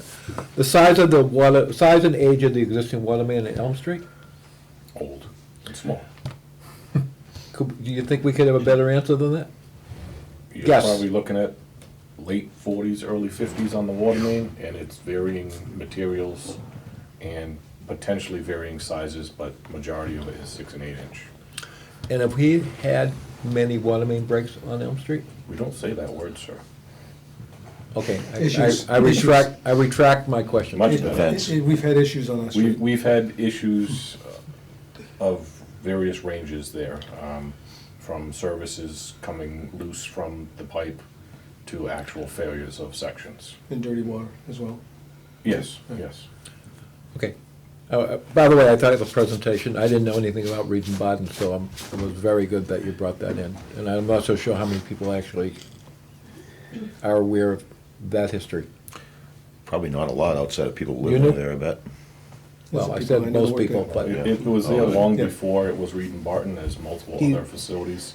Yeah, I didn't know just that gets either. too Was it involved. in business up to 2015 when it closed down? or- Yes. Yeah. All right, so they were making the donuts there right up until 2015. It wasn't Reed and Barton then. It was Right, but- something else, but. no, I thought that was a good capture because I'm not even And sure did that I- people on Elm Street even aware of everybody knows this. You alluded to the fact they probably know the history. I'm not, do you think the selectmen know the history? I don't know. Maybe some. I'd Maybe say So you some. might want Ha- to, have you some- may want some to might. say that this is the history of the site. There's I can go, assuming- like, I didn't assuming- go through every one of the. But no, assuming things up they, there. assuming they actually know the history, I'm not so sure they actually know the history. Okay. I mean, they may, I have no idea, I mean, Steve knew it, but Yeah. Jim and I guess, didn't. No time. I mean, it's still in front of they're still voting on things and making decisions about stuff out there, so I would think the select board is in tune with. I think the what's going on out property's there. been on the front of everybody's agenda, and they've been talking about it for years now because of what it Okay. is. So I thought it was very Yeah. interesting. Yeah. So I understand that in a previous project, there was a problem with soil borings. Yes. Yep. So that may be a bone of contention. So, but in this case, we're gonna be aggressive to, I don't know what the issue was, but I just heard that Yeah, there was a yeah. problem. So Yeah. this is gonna counter that. Is that It correct? is. Okay. It is, yeah. Yeah, I mean, you're right. If we, I mean, that question, so we had soil borings before. So one of the issues out there was the predominance of the ledge, and it was the nature of the ledge and the inability of the contractor to really deal with it. We didn't have the right contractor necessarily to deal with it. We worked through it with him. But yeah, you know, based on our borings, in between every boring, everywhere it could, you know, the ledge came up, you know, so. I without having understand, opened it's the happened to road. me, so Yeah, I And understand. being 20 feet deep didn't help either. yeah, we were a lot deeper out there, Right. yeah, yeah, yeah. Are you gonna be All that those deep things. on this Nope. one as well? No. Nope. See, so that's a. No, that's a yeah, bonus right there. the grade of the road works in our favor, and that's why the site that that we prefer is the low point in the area. You know, so everything flows on either side by gravity down to Good. there. Yep. So that may come up, so it's a good answer that you Yeah. have. I'm all set. All right. The, Thanks, Steve. Oh, you got more? the discussion, so I wanted to, I do have more, yeah, other than Wait. that. So we think that's pretty good the way it is. I'll run through that. I still feel like I stumble on that share, the unallocated share. I mean, did it make sense? The 0.5 to The 1.5. 0.5 to whatever it is. 1.5, you The last- understand? the last- And then how to pay for it. I mean, the easiest thing is if we included Reed and Barton in the assessment, if we included that property and now I forget that I had those numbers, but I don't have them with me. So if we just looked at it based on the acreage, the buildable acreage out there, I think we came up with like 16 units. 16 units. So like $250,000 at 16,000 a unit. If we look at it in terms of what they want to build, 150 apartments, it's like $2 million, their assessment. Right. So somewhere in that range is most, if not all, of the remaining money. But again, you already can't get somebody to buy this property. Yeah. If you're just gonna It's a attach gamble it to saying, the when we do all property. this, then they'll want to buy it and we'll get. That's why I think, and then somebody smarter than me about how the taxes work and how they can do this needs to acknowledge that the best thing for the town is to get this site cleaned up, get something built on it. You will get significant tax revenue for the town. The community will be better for it. You know, you'll have a much more aesthetically pleasing, safer, just better all around. You will have tax revenues that you don't have right now. Right? No, you're not collecting any money on that property. And yeah, maybe for the first X years, that money will be earmarked to pay down the sewer debt. And then once the sewer debt is paid down, those go into the general taxes of the town and help everybody, you know, help the tax base, help, you know, control, you know, the tax rate, I would right? mention all of that. That's what I'm kind of trying to say, That's- you know? You mentioned about putting on the tax rules. I would I would stay away from that. So, I would suggest about all this other stuff. I would. Yeah. I'm in a similar situation at Red Mill about a different project, Red Mill Village, where the committee brought forth to the trustees, which I'm also a trustee, but I'm on the committee, basically how to fund the project. But that's up to the trustees to figure that out.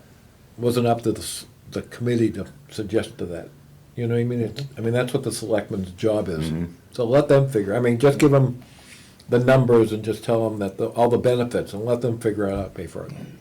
the other piece of it is, and I have to be careful when I say this because of the way the costs went before. We're being conservative with our numbers. So when I give you the 7.6 to 8.6 range, 8.6 is, you know, worst case scenario, running the force main all the way to Cobb Street. Everything potentially that could go, and I guess you can't say not everything that could go wrong, but there's a lot of contingency in that number. I don't anticipate we would ever see 8.6 Well, million. at this moment in time, it's hit the contingency. has So to I be that. definitely want them to be prepared to vote for that amount. If we finish the design and the value engineering and we get down to what I think we're gonna get down to is the force main going the shorter distance, that's like $500,000 in itself. In savings, on the overall cost. And I think that 7.6 is conservative for what we're actually doing out there at that point. There's a good chance the 0.5 to 1.5 goes away altogether. But it needs to be voted on, assuming that it doesn't go away. Of course. That's the message here, and we're not here to make any guarantees other than that. So So I don't know how far into that we get. I guess that's more in the Q&A when they start Right. asking questions about the cost, which they will. I don't know how far I should go with that. I would just let them ask a follow-up question, and Yeah. then get into the details. So just to let you know, in contingency, in this stage, we use a very high number, and as the design process proceeds, that contingency number is refined, and that's what he's hoping for. Because Yep. right now, we don't know about soil borings. Yeah. We don't know where the force main is, we don't know where the location of the pump station is. A lot of We will variables. soon, yep. But if you So- start low, you still have those variables that, Well, until we know, as the Yeah. design progresses, then that contingency number can be less. Yep. Up until the bid date. And even when you award the contract, there's a contingency, so, you know, you can't go into a job with no money in case you have change orders. Or when you have change orders, not if. Based on the design for the water, does that include bypass, or is that, Yeah, temporary. my That's concern not- would just be the timing of it, if you're, what's starting first, if you're starting in, right before winter, bypass isn't an option. Right. So looking at that timestamp that you had, it may need to be modified slightly If you do depending the on what water goes in first, first. right.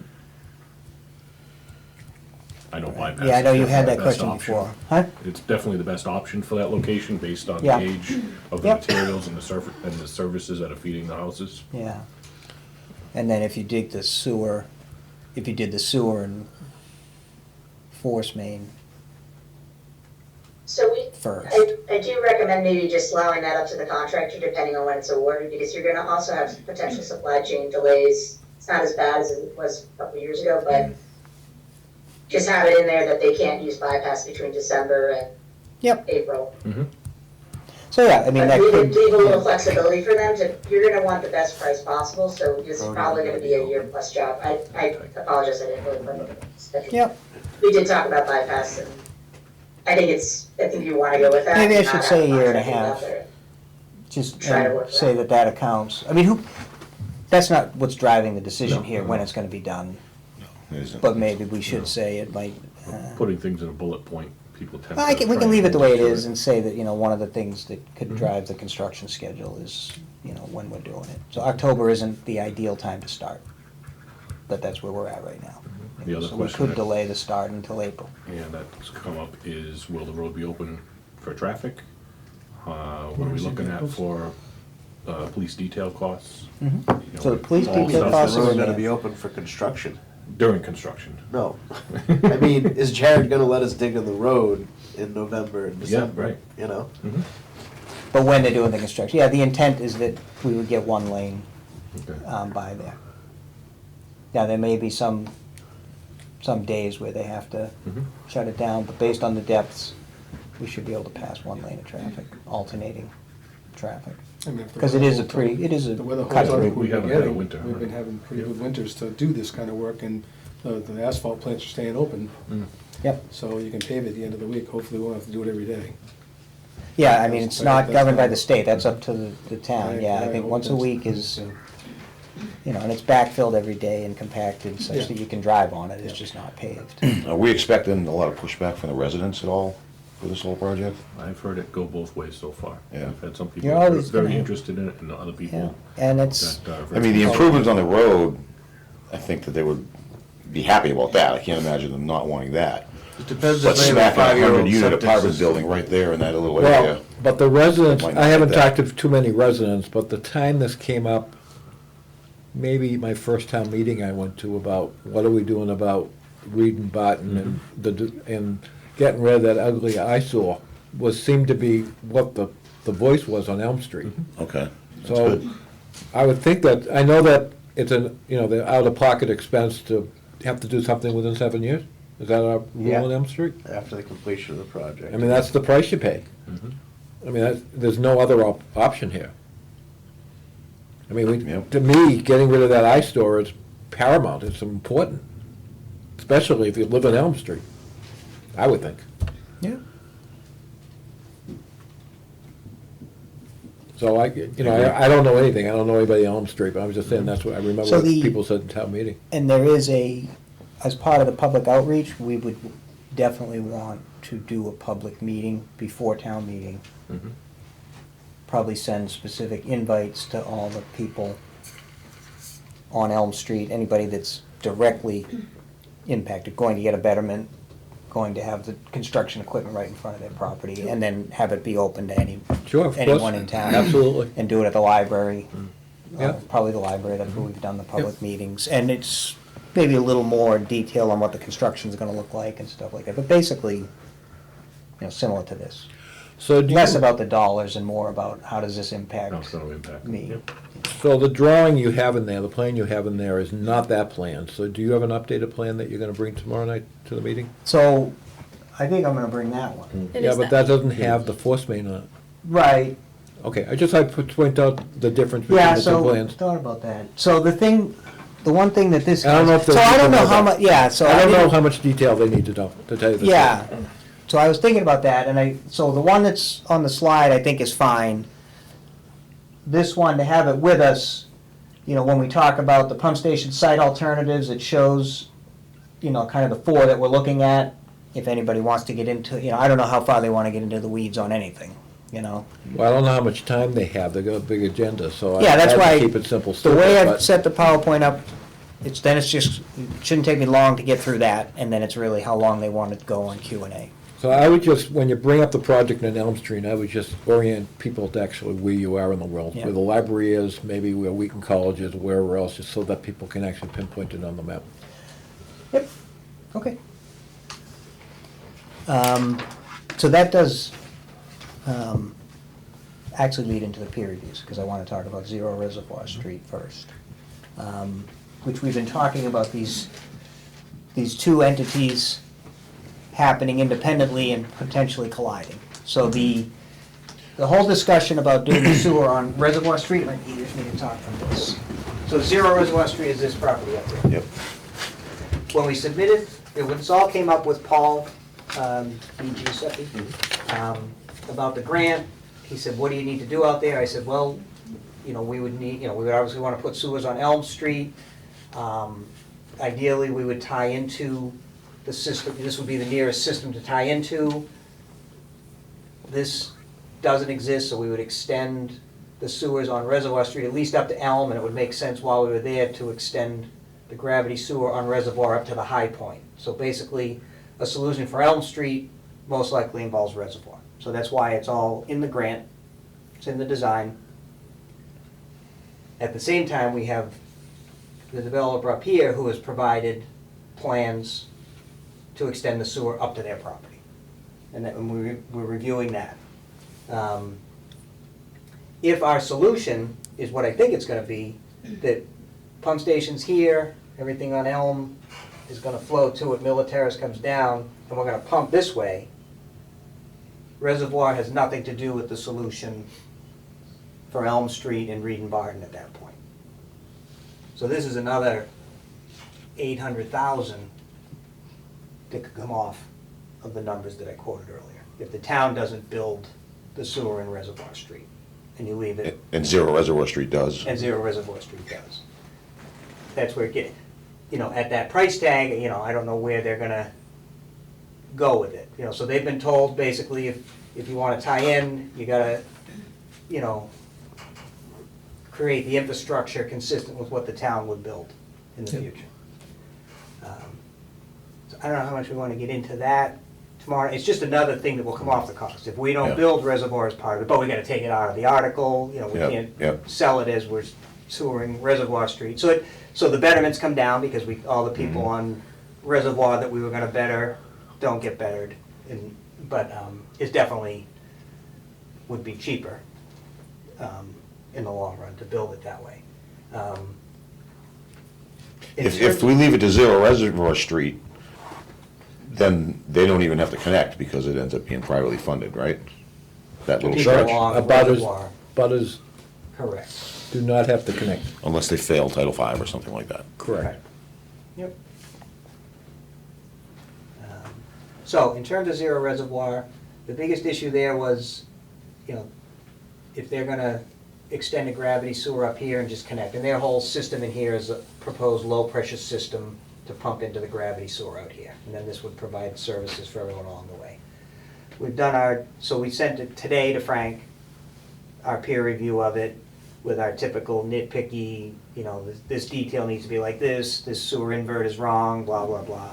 The real big picture of it was, can this system handle it? So both the Rumford Road pump station, which is just one of the smallest pump stations in town, and then the infrastructure up here. So based on the units, because they're down to 14 lots, 11 single-family homes, and 3 duplexes. So 17 EDUs. So if we were to assess them a betterment at 17 times 16, is that 250,000? A little more than that, yeah. A little more than that. You know, so if we built it and assessed all the properties along the way, their assessment would be somewhere in that range. In terms of the capacity, everything is fine. The pipe's not an issue to be able to handle the 17 units from here plus the 18 homes along the way, the 18 properties that are out there. The Rumford Road Station, we met out there, we did some testing, we met out there with Bruno, and the numbers bear out that the station, you know, can support that. I mean, what really happens, the station, you know, we like to design our stations to be able to handle a peak flow of like 5.5 times what the average daily flow is. When you add these properties, I think our peak factor was down to like 4.8. So it was a little below 5.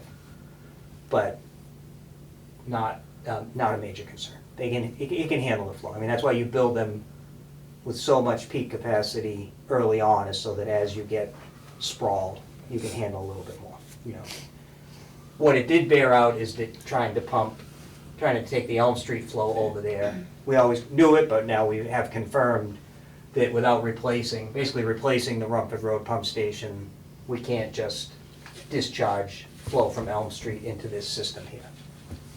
That's why we would either need to pump past that system all the way to Cobb Street, which would be cheaper than the infrastructure improvements that would be required at Rumford Road. It would be the station and the force main would need to be replaced, basically, in order to support those flows. So anyway, that's in conjunction with why we are looking to go the other way over here. So as far as Zero Reservoir, the peer review's done, they can tie in there, is our recommendation, and so we're gonna release that. I guess the lingering question is gonna be how are we each moving forward here. All right, so we're scheduled to do borings next week. We're gonna do Elm, and we're also, because it's in our contract, design contract, it's part of the grant, we were gonna do borings on Reservoir. I would offer that that's still useful information to have, whoever builds the sewer, whether it's the town or the developer. That I think we stay the course right now. I'm open to discussion on it, I guess, but we're not 100% there yet, that we're not gonna be coming to Reservoir and building infrastructure in Reservoir, if that makes sense. So that's why at this point, we're gonna collect the data. So does the drawings for Zero Reservoir include the gravity sewer on Reservoir? Theirs does, yeah. Okay, so that's a good indication that that's their intent. That's what they were told they would have to do, and that is their intent. I would, you know, at some point, there will be, when they run the numbers, there will be, I assume, discussions of cost. If, you know, at what point, you know, if that's really what it's gonna cost to build this, what does that do to the value of what they're doing here? How much is that? Well, it's $5,000 a unit to build that $800,000. Well, probably they could build it for less. Yeah, they could build it for less. Yeah. They have a lot of better restrictions. They don't have to go public bidding. They use a private contractor, so it has to be cheaper. So my intent is to stay the course for tomorrow night, not I get too agree, far you into the don't, weeds you on only this. know, you Yeah. only know what you know. I only know what I know. Yep, I agree. And then, we could discuss, I think it's worth doing the borings, but, we can talk more about it, Frank, if, because the other issue is, and, this road was paved, I think, just over 5 years ago now, so it's pretty new. We're gonna pop some holes in it, and patch them, to get the information. So, I think we're good there, but we can talk more. I have no problem taking it out if we decide not to do those, it's happening, we just need to make that decision. I mean, if it's part of the original design, I think I sent an email, I might not even hit send, but. No, you it's- did. It's good information to have. It is good information. Just, at what cost, Mhm. you know. I mean, they're already mobilized, most of them are out here.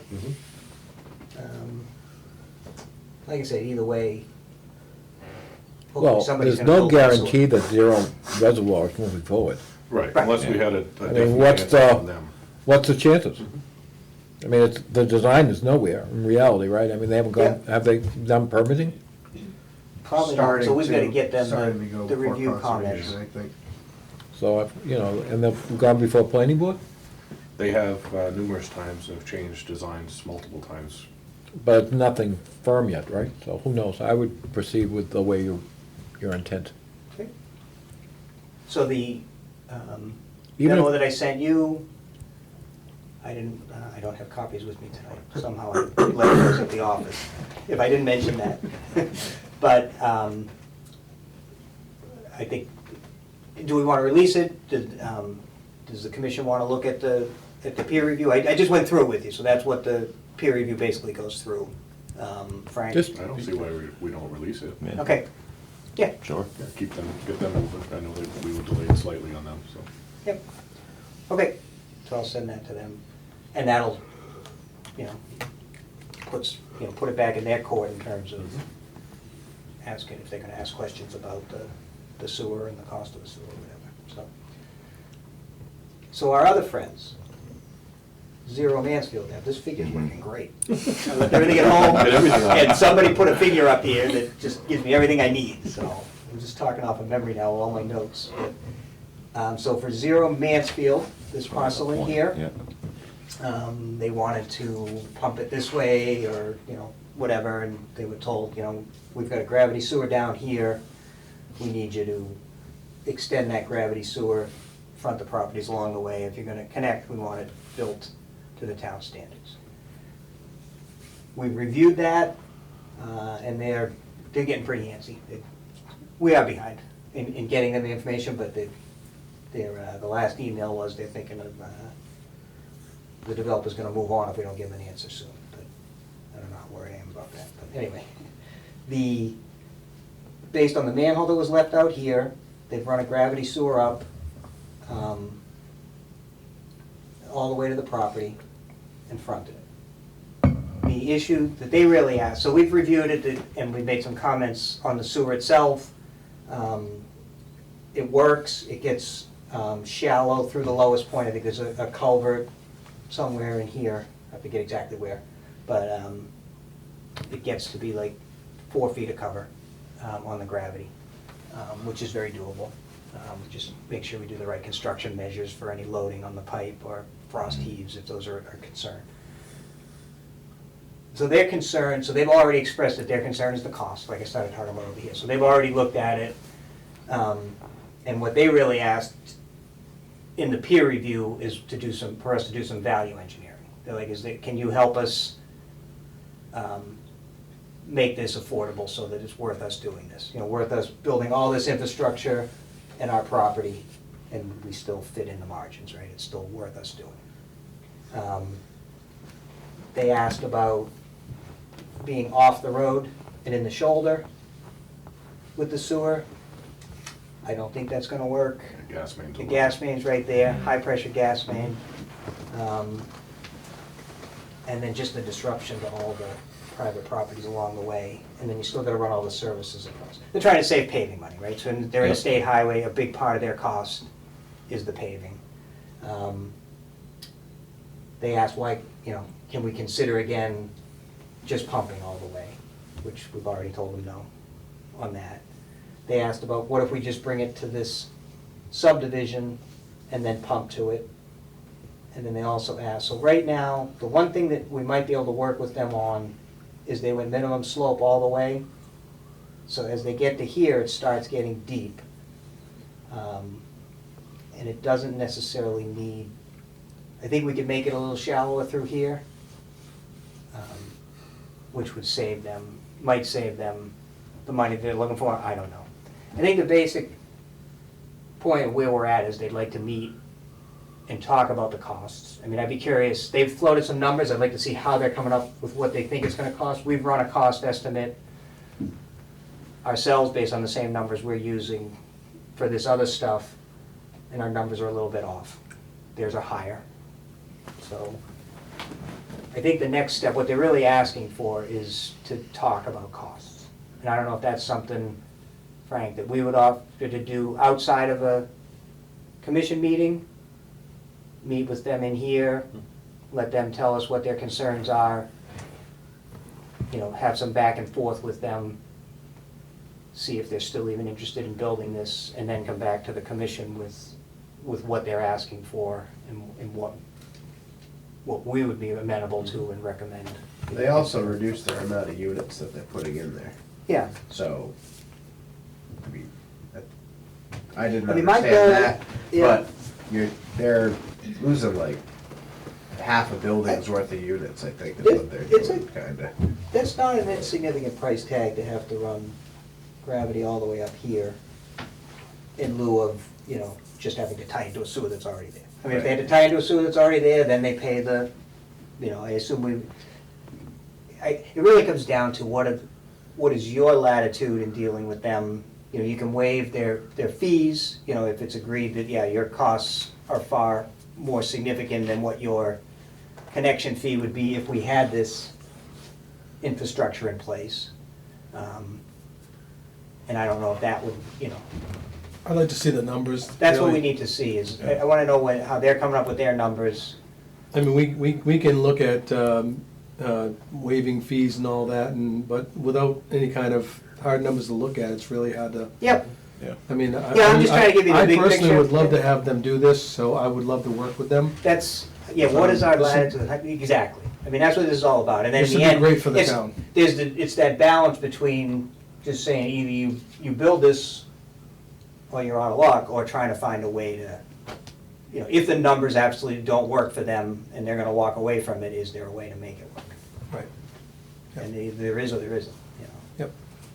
Yeah, but even if they did, eventually someone's gonna come back in and wanna do it.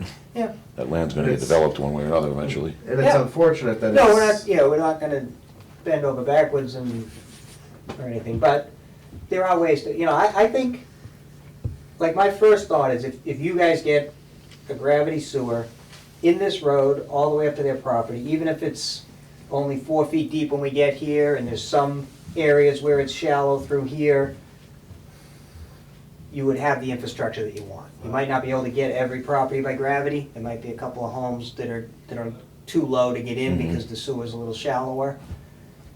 That might be some of the trade-offs. If they think that saves them, if they think, so they're petrified. The developer has dug out here before, and he's petrified of the ledge, and we know we hit it down here.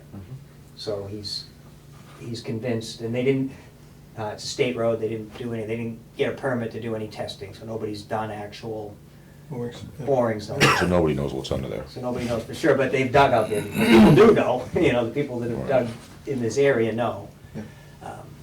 So by staying, so right now they just stay at minimum slope all the way to just keep it as deep as they can here. There's only a few homes on the other side, and we're never gonna get all of them by gravity. It falls off at some point here. So there was gonna be, this is the causeway, or where the reservoir, the road crosses the reservoir. So the comprehensive plan showed some low-pressure sewer for a little ways up to the top of the hill, and then into a gravity sewer that flows down to here. So we might, you know, potentially we might lose what we thought, you know, 4 or 5 homes that we thought were gonna be on gravity in the future would have to pump because the sewer's too shallow up here. You know, little things like that are the concessions, that makes it work for them to get this infrastructure in place. So do we have any meetings set up with these people at all? No, in they're the near looking- future, they're or looking at we me. need to They're reach out to gonna them see it. So soon? we need to reach out and. Okay. and So we set make up that a- happen soon? Yep. Yeah. I'll talk to Frank tomorrow and I'll see if we can put something on the calendar next week if they wanna come in and talk about, what they're seeing for costs and what we see as options. Okay, good. Okay? A lot of homework, Steve. Yeah. Good job. Good thing I didn't bring my notes, I wouldn't. Quick question on the Elm Street sewer. The purple line is all gravity, right? Yes. Where is this, what would be flowing north to Rumford versus what's flowing south to Miller Terrace? I'm trying to just figure out where that split is. Like, is everything on Reservoir Street would Yeah, go north? everything on Reservoir would flow. And the so this- entire Elm Street would go south? Yeah. Okay. So before we really get into the design, we didn't know if it would make sense for a piece of Elm Street to tie into the That's what I can't reservoir. tell you. So that doesn't even, that's not You got even that hump there, connected. too. So there is a hump there, Yeah. but this does not connect. This Okay, flows this okay. way, Okay. down to a low point here. So we come through the hump. So I think we have some sewers that are like 13 feet deep at the deepest point. We don't, just to get 15, through the hump. yeah. We have some 15, but just for a short Mhm. stretch to get through that hump. And then, and that's probably where we'll find the ledge, right? That's why it's a hump. Of course. Yeah. But, anyway, yeah, so right now, everything's flowing down and down, and that's the pump station, proposed pump station site there. And that's another process that, we need to advance. Everything's been positive, that we didn't get any Heismans or someone come out and say, this is Land Preservation Society.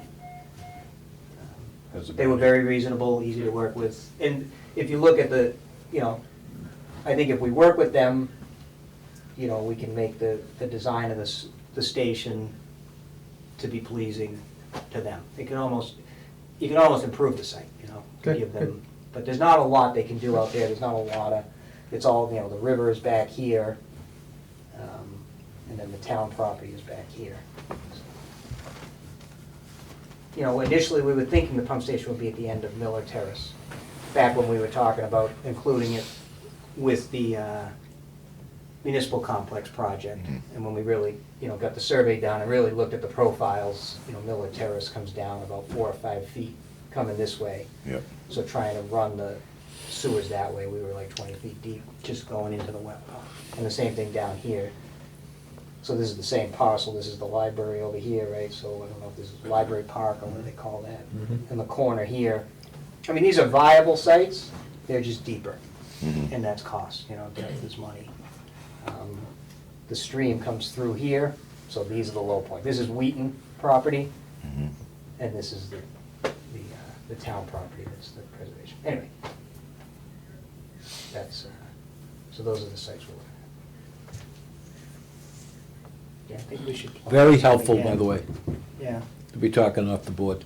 Yeah. I think. I think we'll. Yeah, I agree. So I'll bring this, so we'll print this out again and have it with us. So I'll go through the presentation, we'll have this with us if people want to drill Well, in. take that one if you want. Yeah, good. Do we want to change anything? I think it's good the way it is, right? Yeah, it just doesn't show the. It Doesn't show the force main because on the we have to bottom. just- I But can show both. You can point it Show out. I mean, both. I think, for right now, Yeah. I think that's fine. Isn't, Cobb Street's off this map, right? The Cobb Street pump station is Yeah. still further Yeah. up this way. Yeah, it's further down. We have a version that has Cobb Street on it. Yeah. Yeah, maybe It we may just not bring be this, necessary, though. whatever. I mean, we. I'd take that one. That should- Anything's that gonna should be more than. Yeah. more the than same fair. for them. So they're Okay. gonna have something to look at with streets and you can point to stuff that, Yeah. I mean, So, Yeah, and I think I'll only go to it for Q&A. If they, I'll get through the presentation with everything that's on the screen, and then this visual aid will be there if they Exactly. have specific Yeah. questions. Because like you said, their time, they only have limited time also. What did I forget? The paperwork. Steve Bishop, can you go tomorrow night? I have date night tomorrow night. I gotta, I don't know what I that gotta means. negotiate that What is with a with date? my girlfriend. Take it with What's you. the take date? it- bring them along. She's not gonna ask tough questions, is she? I'm not sure if that's gonna work, but we'll talk about that. Okay.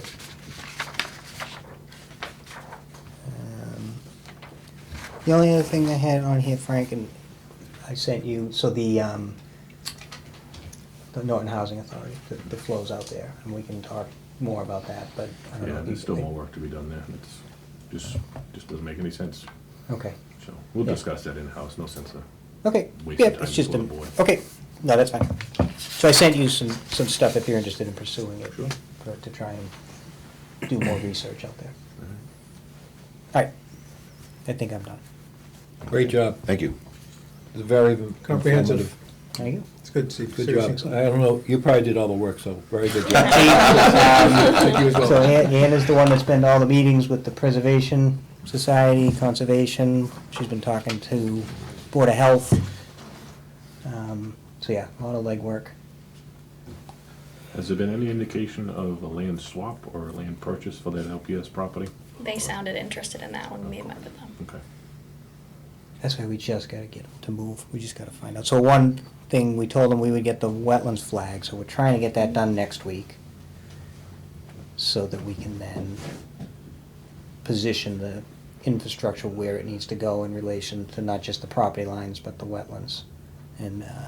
And start the Concom process, but also, I think, they said they would like us to come to one of their meetings, right? Yes, So was yes. it all, was it a three-member board, and they were, all three of them were at the site walk? There are more So than three of the members were on the site walk. Two of them were there, and one former member was there who lives at 2 Miller Terrace, who was just interested in the project. Ah, I love those. Is that's the house right behind? The house, yeah, Right right in front of beside the it, yeah. proposed pump station. Oh, yeah. Mm. So, she's in the loop. Yes. She knows what's going on. Anyway, so yes, Anna's been doing all the legwork. And she's gonna figure out if that force main's gonna work or not. Yeah. That's the next step. All right? Yeah, very good. Excellent. Do we have anything for next meeting, or anything that anyone wants to Let's take a talk date. about before we go? What's up? Pick a date. Our next meeting, according to me, is April 9th. Is that right? April 9th. Holy, That's what I have in my calendar. I don't know if that's true or not. It's Tuesday. A Tuesday, right?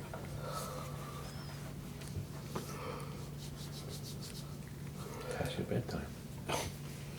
Well, the beauty about April 9th is Oh, can't miss that. if the second one you talked about, Well, it's 0, 10th. whatever it Reservoir. was, Yeah? needs to meet with us, it was sooner than later. the 9th, no, that should work. Yeah, we might have both of them. They both might wanna come in at that point. Reservoir. So I think I can make it tomorrow night to the selectmen. I can definitely make You it. can't go. Okay, Well, Jim and I yeah, will be there. I'd probably, Well, if you're on date night, we don't want to interfere with that. no, you don't even know. I'm sure they could always reach out if there's questions that they had for the board. Yeah, No, I'll try to be there. thanks, Steve. April 9th works? Yeah, that that's works for good. me. Okay. Better be a short meeting. It's a big Celtics game that night, and I don't want to miss Oh, it. boy. All right. Put it on TV. We can stream it, can't we? All right, well, without further ado then. I'll have my earbuds That's in. 2 screens? Real quick, FYI, I will be away for the first 3 weeks of May. Okay. So I will miss our meeting and town meeting. Okay. You did that on purpose, didn't you? No, just 100% coincidence. Just But kidding. we had a guy go down with a skiing injury, knee. He's out for like 3 months. Oh, geez. And I'm the only other person in the company that can do the wet chemistry stuff, so. Sounds like a raise to me, Jim. I'm on the road. Anyway, that's all. Okay. We good? Okay, yep, we'll keep you updated and All right, I would like to make a motion to adjourn this evening's meeting. I second. all in favor? All right, All right, thank you very much, everybody. thank you.